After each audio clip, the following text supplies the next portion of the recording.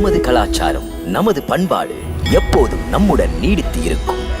Subscribe Tilak. பார்த்தீர்களா, என்ன நியாயம் இது? குருதேவர் நம் குழந்தைகளோடு நேராக அரசரிடம் செல்கிறாரே, அவருக்கு நம்மை பற்றிய நினைவே இல்லை. நாம் ஏன் அவர்களுக்காக காத்திருக்க வேண்டும்? நாமே அங்கே ஏன் போகக்கூடாது? போகலாம். குருதேவர் என்ன சொல்வாரோ?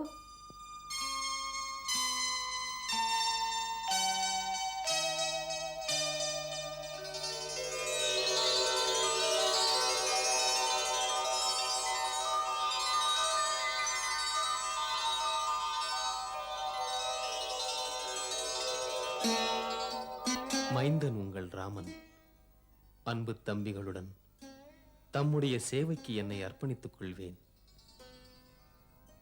தமது ஆணையின்படி நடப்பதே என் வாழ்வின் ஒரே குறிக்கோள். இறைவன் என்றும் உங்களை காப்பாராக, வளமோடு வைப்பாராக. குருதேவா, தங்கள் கிருபையால் இன்று என் மைந்தர்கள் நால்வரும் நலம் பெற்றார்கள். அயோத்திக்கரசே, சிறுவர்களாக உன் மைந்தரை என்னிடம் ஒப்படைத்தாய். அவர்களை சிறந்த மேதைகளாக்கி வேதாந்தங்கள், தர்மசாஸ்திரங்கள், சமூக இயல், நீதியை காக்கின்ற அரசியல் மற்றும் அனைத்தையும் அவர்களுக்கு கற்பித்து இன்று உன்னிடம் ஒப்படைக்கிறேன். மன்னியுங்கள் குருதேவா, இதற்கு மேலும் காத்திருக்க முடியவில்லை எங்களால். ஆம், இது என் தவறுதான் மகாராணி. அருந்ததியை என்னிடம் சொல்லி அனுப்பியிருந்தாள், குழந்தைகளில் முதலில் மாதாவிடம் அழைத்துச் செல்லுங்கள் என்று. ஆனால் ராஜாங்க நடைமுறையில் நானே மறந்து விட்டேன். என்னை மன்னித்து விடு.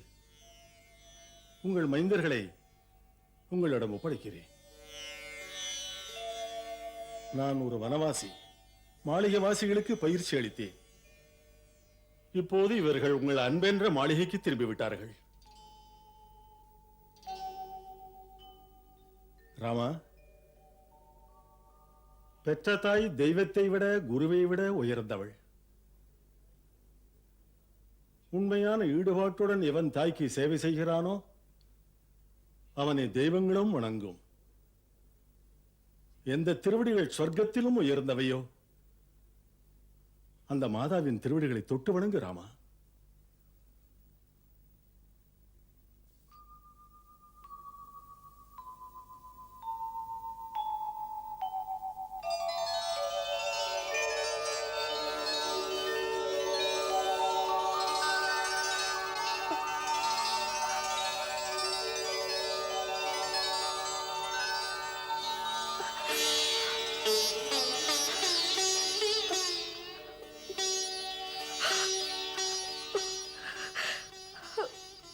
ராமன், மைந்தன் ராமன் எவ்வளவு வளர்ந்து விட்டார்.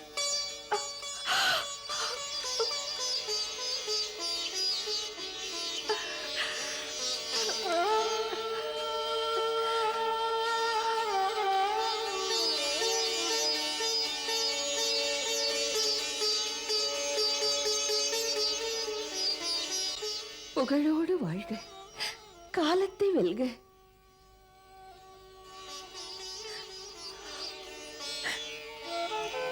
பிரியமைந்தா,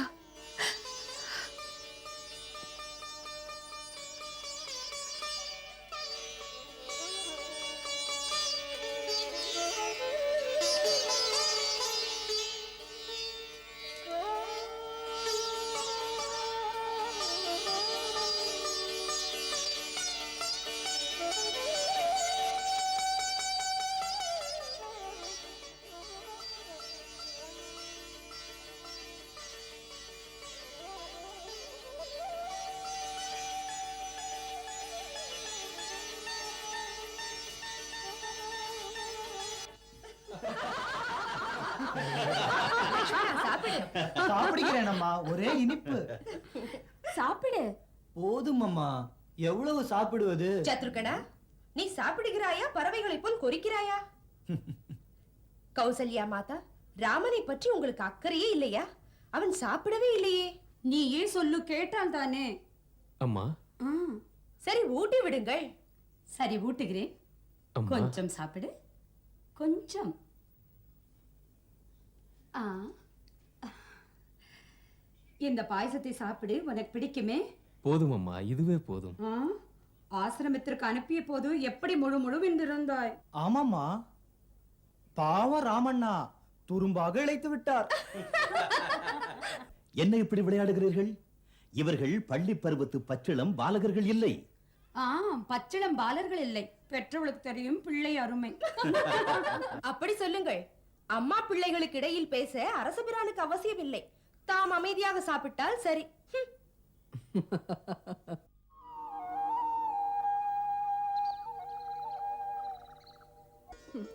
நேற்று வரை நதியிலும் குளத்திலும் நீராடினார்கள்.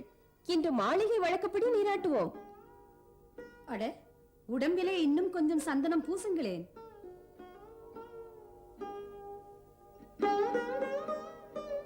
எவ்வளவு சந்தனம்மா! நீ சும்மா இரு. ராஜகுமாரர்களின் தேகம் பூ போல மென்மையா இருக்க வேண்டும். அம்மா, குருதேவர் சொல்லுவார், சத்திரியகுமாரர்களின் தேகம் வைரம் போல் இருக்க வேண்டும் என்று. எங்கள் தேகத்தை தாக்கும் பகைவனின் வாள் உடைய வேண்டும். அதுதான் பார்த்தால் தெரிகிறதே. குருதேவர் மென்மை உணர்ச்சி இல்லாமல் வளர்த்திருக்கிறார். அவர் இதை மறந்து விட்டார். இந்த பிறவி வெறும் போராட்டத்திற்காக மட்டுமல்ல, புனிதமான அன்பு, கலாரசனை அனைவருக்கும் தேவை. கலாரசனையா? ஆம், குருதேவருக்கு இதை பற்றி ஆர்வம் இல்லை, அவசியமும் இல்லை. உங்களை போன்ற ராஜகுமாரர்கள் இன்னொரு ராஜ்யத்துக்கு போனால் அங்குள்ள ராஜகுமாரிகள் உங்களை எல்லாம் பார்த்தால் என்ன சொல்வார்கள்? என்ன சொல்வார்கள்? இந்த அயோத்தியின் ராஜகுமாரர்களுக்கு பாவம் காதல் தெரியாது, கலையும் புரியாது, வீரம் மட்டும் தான் அவர்களுக்கு தெரியும், அழகு கலையை பற்றி எதுவும் தெரியாதென்று. பாரம்மா, எப்போதும் குருதேவர் சொல்வார், உண்மையான ஆண்மைக்கு அழகு சுத்த வீரம் என்று. வீர புருஷர்களின் நிழலில் அகிலத்தில் அனைவருமே சுகமாக இருப்பார்கள் என்று. ஆனால் சத்ருகனா, நல்ல வீரம் உள்ளவனுக்கு மென்மையான உணர்வு இல்லாமல் போனால் உயிர்குலத்திற்கு எந்த பயனும் இல்லை. இந்த ரசனை இல்லாவிட்டால் வாழ்வு ரசனையற்று வறண்டு போய்விடுகிறது. வாழ்வு வறண்டு போனால் அவனால் சமுதாயத்துக்கு என்ன சுகம்? அவன் இருந்தென்ன இறந்தென்ன?